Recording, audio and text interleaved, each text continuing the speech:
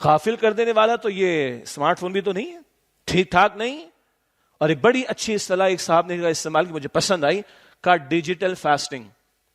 گو کہ جو صوم عربی کا لفظ ہے، انگلش کا فاسٹنگ اس کا ٹرانسلیشن بنتا نہیں ہے، لیکن سمجھتے ہیں ہم چونکہ فاسٹنگ کو، تو انہوں نے کہا کہ بھائی اب ڈیجیٹل فاسٹنگ کی بھی ضرورت ہے.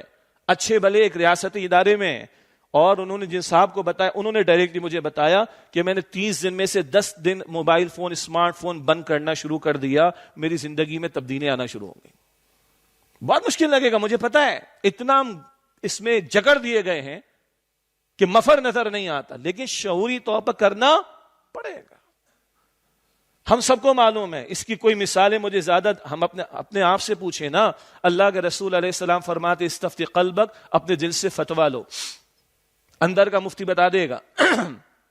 ایک صاحب علم نے کہا، بڑی خطرناک بات ہے، پہلے بھی میں نے ذکر کی ہوگی، جس بندے کو اپنے اوپر اعتماد نہ ہو وہ اسمارٹ فون استعمال نہ کرے. آئی ہوپ کہ سمجھ میں آ گئی ہوگی بات، مجھے دیر سے آئی تھی، ہو سکتا ہے آپ کو فوراً آ گئی ہو. تنہائی میں بیٹھ کے سوچئے گا کتنی غفلت ہے آج اللہ کے بارے میں بھی، بندوں کے بارے میں، ماں باپ کے بارے میں، اولاد کے بارے میں، بیوی کے بارے میں، رحمی رشتوں کے بارے میں، استاد شاگرد کے رشتے کے بارے میں، مأمور اور امیر کے رشتے کے بارے میں، دوستوں کے درمیان، اور اللہ کے ساتھ بھی.